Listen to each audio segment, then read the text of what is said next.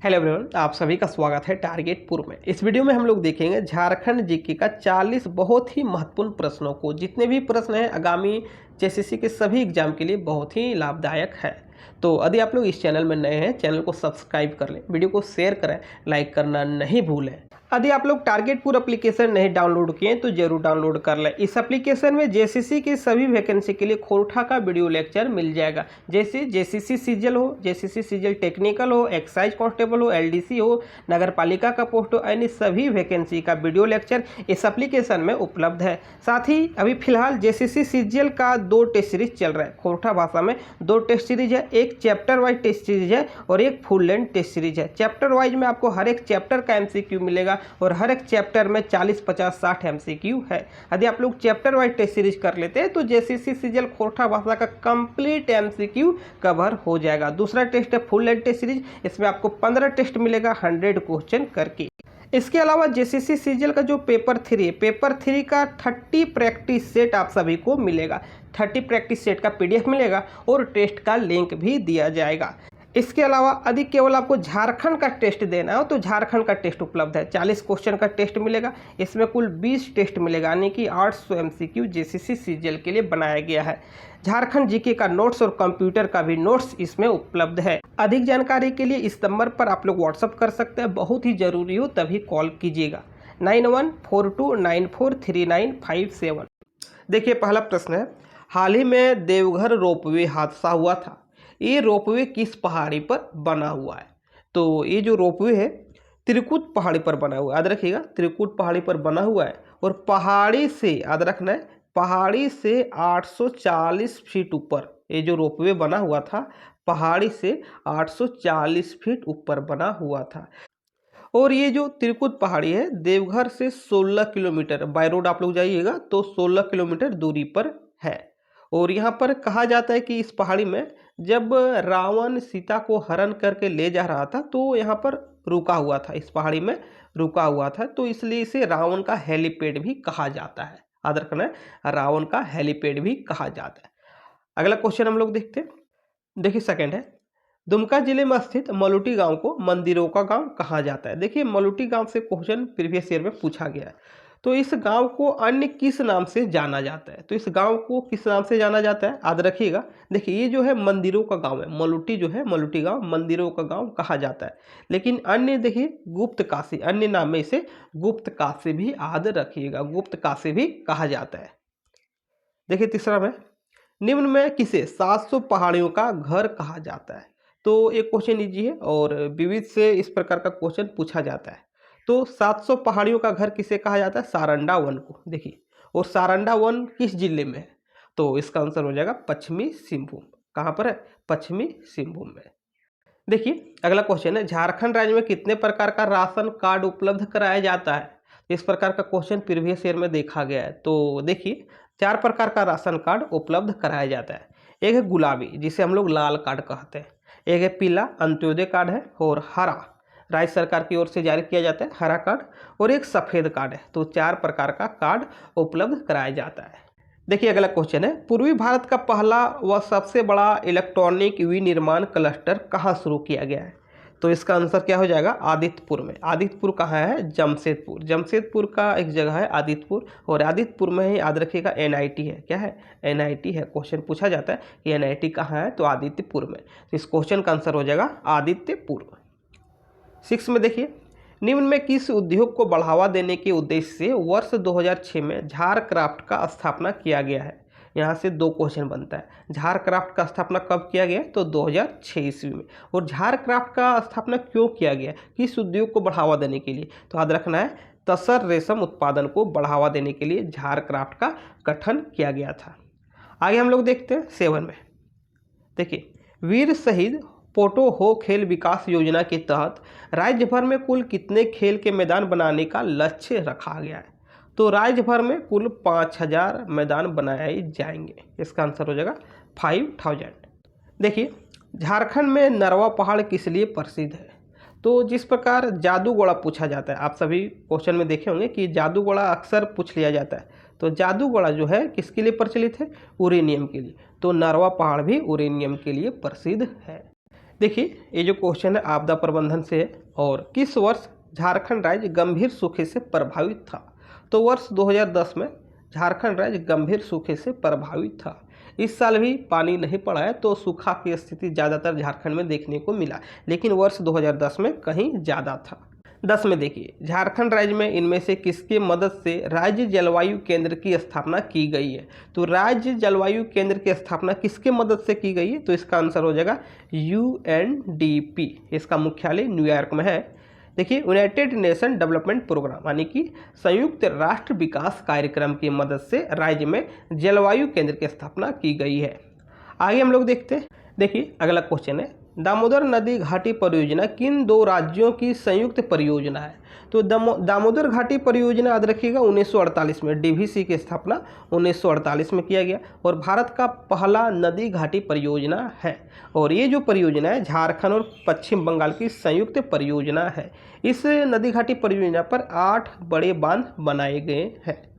आगे हम लोग देखते हैं 12 में, अमानत बराज परियोजना किस जिले से संबंधित है। तो अमानत बराज परियोजना देखिए 10वीं पंचवर्षीय योजना की देन है, और ये जो है पलामू जिला में संबंधित है, पलामू जिला से संबंधित है। 12 का क्या हो जाएगा C। देखिए, केंद्र सरकार के द्वारा 2 बार झारखंड को कृषि कर्मण पुरस्कार से सम्मानित किया गया है। किस वर्ष ये पुरस्कार दिया गया था। देखिए, कृषि कर्मण पुरस्कार केंद्र सरकार की ओर से दिया जाता है, और झारखंड को 2 बार मिला हुआ है। एक बार याद रखिएगा 2011 में, और सेकंड मिला 2019 में। सेकंड कब मिला, 2019 में। जब 2011 में मिला तो दाल के लिए मिला था, और 19 में चावल के लिए मिला था। याद रखिएगा 2011 में दाल के लिए और 19 में चावल के लिए। आगे हम लोग देखते हैं 14, झारखंड सरकार द्वारा राज्य के वन्य जीव अभ्यारण्यों में कितने अवधि के लिए वन्य जीव प्रबंधन योजना की शुरुआत की गई थी। तो झारखंड सरकार द्वारा देखिए 10 वर्षों के लिए वन्य जीव प्रबंधन योजना की शुरुआत की गई थी। याद रखिएगा 10 ईयर। देखिए अगला क्वेश्चन है, उधवा पश्चिम बिहार किस जिले में स्थित है। तो उधवा पश्चिम बिहार जो है साहेबगंज में स्थित है। इसका आंसर हो जाएगा साहेबगंज, और यहाँ से गंगा नदी क्रॉस की है। आगे हम लोग देखते हैं 16 में, निम्न में किस वन में बिना अनुमति के सभी प्रकार की गतिविधियों पर प्रतिबंध होता है।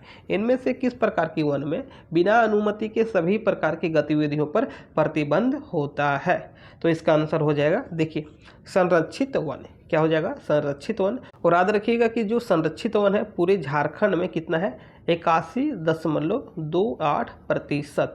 और सर्वाधिक संरक्षित वन किस जिले में, तो हजारीबाग में सर्वाधिक संरक्षित वन है। आगे हम लोग देखते हैं 17 में, झारखंड के किस क्षेत्र में जलोढ़ मिट्टी पाई जाती है। जिस प्रकार से आप सभी को पता है कि काली मिट्टी राजमहल क्षेत्र में पाई जाती है, और यहाँ से क्वेश्चन पूछा जाता है। दामोदर घाटी क्षेत्र में लाल मिट्टी पाई जाती है, यहाँ से भी क्वेश्चन पूछा गया है। तो जलोढ़ मिट्टी जो है संथाल परगना क्षेत्र में पाया जाता है। संथाल परगना में कुल 6 जिला है, याद रखना है कुल 6 जिला है। आगे हम लोग देखते हैं 18 में, ब्राह्मणी नदी का उद्गम स्थान कहाँ है। तो ब्राह्मणी नदी का जो उद्गम स्थान है दुधवा पहाड़ी। याद रखिएगा इसका क्या हो जाएगा आंसर, दुधवा पहाड़ी। और उद्गम, और यहाँ पर एक क्वेश्चन पूछा जाता है कि मुहाना। तो ब्राह्मणी नदी का जो मुहाना है हुगली नदी। याद रखिएगा हुगली नदी। और ब्राह्मणी नदी का सहायक नदी भी पूछा जाता है। तो सहायक नदी में याद रखिएगा गुमरो और एरो। क्या हो जाएगा, गुमरो और एरो। आगे हम लोग देखते हैं 19 नंबर में, देखिए सदनी घाघ जलप्रपात किस नदी पर स्थित है। ये भी प्रीवियस ईयर क्वेश्चन है। तो सदनी घाघ जलप्रपात जो है याद रखिएगा शंख नदी पर है। किस नदी पर है, शंख नदी पर है। और शंख नदी का उद्गम याद रखिएगा गुमला का एक जगह है चैनपुर। क्या हो जाएगा, गुमला का एक जगह है चैनपुर, यहीं से शंख नदी निकलती है। और शंख नदी का जो मुहाना है दक्षिणी कोयल। याद रखिएगा दक्षिणी कोयल। देखिए अगला क्वेश्चन है, पाट क्षेत्र का आकार किस प्रकार है। तो पाट क्षेत्र का आकार किस प्रकार है, तो त्रिभुजाकार है। पूरी तरह से नहीं, लेकिन हाँ त्रिभुजाकार है। इसका आंसर हो जाएगा त्रिभुजाकार। रांची का पठार पूछा जाता है, रांची की पठार किस आकृति की है, तो चकोर है। याद रखिएगा रांची की पठार किस प्रकार है, चकोर है। 21 में देखिए, झारखंड का सबसे ऊंचा शिखर पारसनाथ किस प्रकार की पत्थर से निर्मित है। तो झारखंड का जो सबसे ऊंचा शिखर है पारसनाथ, जिसे सम्मेद शिखर भी कहते हैं, तो किस प्रकार के पत्थर से निर्मित है। तो इसका आंसर हो जाएगा पायरोक्सी ग्रेनाइट। क्या हो जाएगा, पायरोक्सी ग्रेनाइट। अगला क्वेश्चन देखते हैं हम लोग, झारखंड के सर्वाधिक भूभाग पर किस प्रकार के चट्टान का विस्तार है? तो झारखंड के 90% भूभाग पर आर्कियन, याद रखिएगा, आर्कियन कालीन चट्टानों का विस्तार है 90% भूभाग पर। आगे हम लोग देखते हैं। देखिए, इनमें से किस स्थान से कर्क रेखा नहीं गुजरती है? तो नेतरहाट से गुजरती है, किस्को से गुजरती है, गोला से गुजरती है। इसके साथ याद रखिएगा कांके, रांची का कांके और मांझी और गुमला से भी गुजरती है। तो यहाँ पर जो बड़ा जमदा है यहाँ से नहीं गुजरती है।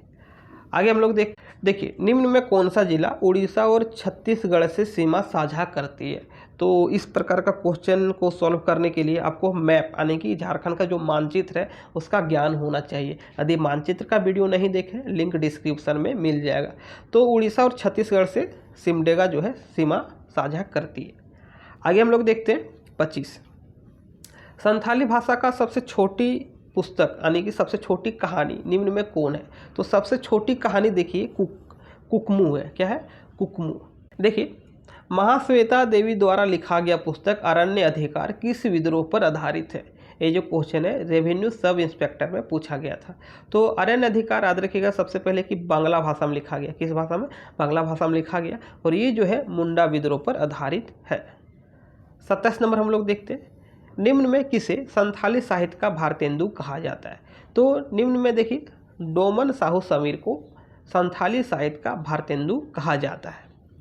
28 में देखिए, निम्न में किस चित्रकला में पशुओं, वन्य और पालतू जानवरों एवं वनस्पतियों की तस्वीरें बनाई जाती है? इनमें से किस चित्रकला में पशु, वन्य, पालतू जानवर एवं वनस्पति की चित्र बनाई जाती है? तो इसका आंसर हो जाएगा गंजू चित्रकला। क्या हो जाएगा? गंजू चित्रकला। और इस चित्रकला के माध्यम से जो संकटग्रस्त जीव जंतु है उनको रीति रिवाजों में दर्शाया जाता है। आगे हम लोग देखते हैं। देखिए अगला है राम रेखा मेला किस जिले में आयोजन होता है? तो राम रेखा मेला जो है सिमडेगा में आयोजन होता है। 30 में देखिए, निम्न में किस त्योहार के प्रारंभ के दिन से ही किसानों द्वारा खेतों में बीज बोने की शुरुआत की जाती है? ये जो क्वेश्चन है पिछला वीडियो में भी शायद बताया है। तो इसका आंसर है रोहिणी पर्व। एक ऐसा त्यौहार है जो बीज बोने से संबंधित है और ये क्वेश्चन पूछा गया है। अगला क्वेश्चन देखते हैं हम लोग 31 में। निम्न में किस वाद्य यंत्र को तुमदक कहा जाता है? तो तुमदक देखिए मांदर को कहा जाता है। इसका आंसर हो जाएगा मांदर। मांदर को तुमदक भी कहा जाता है। 32 में देखिए, झूमर एक प्रकार का क्या है? देखिए झूमर एक प्रकार का क्या है? लोकगीत, लोक नृत्य, एक त्यौहार है, एक परंपरा है। तो झूमर देखिए एक प्रकार का क्या है? एक प्रकार का लोक नृत्य है। इसका आंसर हो जाएगा लोक नृत्य। देखिए अगला क्वेश्चन है आमेश्वर धाम मंदिर कहाँ है? तो आमेश्वर धाम मंदिर जो है खूंटी जिला में है। कहाँ है? खूंटी जिला में है। देखिए दोईसा का किला किस जिले में स्थित है? तो दोईसा का किला गुमला में है। कहाँ है? गुमला में है। और एक पंचमंजिला भवन है। किस प्रकार का है? पंचमंजिला भवन है जिसे नागवंशी राजा दुर्जनशाल ने बनाया था। अगला क्वेश्चन देखते हैं हम लोग 35 में। झारखंड के गैर जनजातीय मूल निवासियों को क्या कहा जाता है? तो गैर जनजातीय मूल निवासियों को सदान कहा जाता है। क्या कहा जाता है? सदान। और सदानों का मुख्य पैसा एग्जाम में पूछा गया है। क्या है? कृषि। सदानों का मुख्य पैसा क्या है? कृषि है। 36 में देखिए, निम्न में किस जनजाति को झारखंड सरकार के द्वारा शिकारी संग्रहकर्ता माना जाता है? तो शिकारी संग्रहकर्ता कोरवा जनजाति को माना जाता है। किस जनजाति को? कोरवा। और कोरवा जनजाति सर्वाधिक जो पलामू प्रमंडल में, कहाँ है? पलामू प्रमंडल में है। 37 में देखिए, निम्न में कौन सी जनजाति को झारखंड की 32वीं जनजाति मानी गई है? तो 32वीं जनजाति है कोल। इसका आंसर हो जाएगा कोल जनजाति झारखंड की 32वीं जनजाति है। देखिए अगला क्वेश्चन है निम्न में किस जनजाति को धनबाद का सरदार कहा गया है यानी कि कहा जाता है? इसका आंसर है भूमिज। भूमिज को धनबाद का सरदार भी कहा जाता है। 39 में देखिए, किस वर्ष विनोबा भावे ने भूदान आंदोलन के लिए झारखंड की यात्रा की थी? तो भूदान आंदोलन के लिए विनोबा भावे जी ने 1952 में झारखंड यात्रा की थी। अब हम लोग देखेंगे अंतिम प्रश्न क्वेश्चन नंबर 40। यदि अभी तक आप लोग वीडियो में बने हुए तो वीडियो को लाइक जरूर कीजिएगा। चैनल में नए तो चैनल को सब्सक्राइब कर लीजिएगा। वीडियो को शेयर कीजिएगा। टेलीग्राम में यदि ऐड नहीं तो टेलीग्राम का लिंक डिस्क्रिप्शन में, आप लोग टेलीग्राम में जुड़ जाइए। साथ ही टारगेट प्रो एप्लीकेशन का लिंक भी डिस्क्रिप्शन में, यदि आप लोग टारगेट प्रो एप्लीकेशन नहीं डाउनलोड किए तो जरूर डाउनलोड कर लें। यदि मुझे आप लोग इंस्टाग्राम में फॉलो नहीं किए तो इंस्टाग्राम का लिंक डिस्क्रिप्शन में, आप लोग फॉलो जरूर कर लें।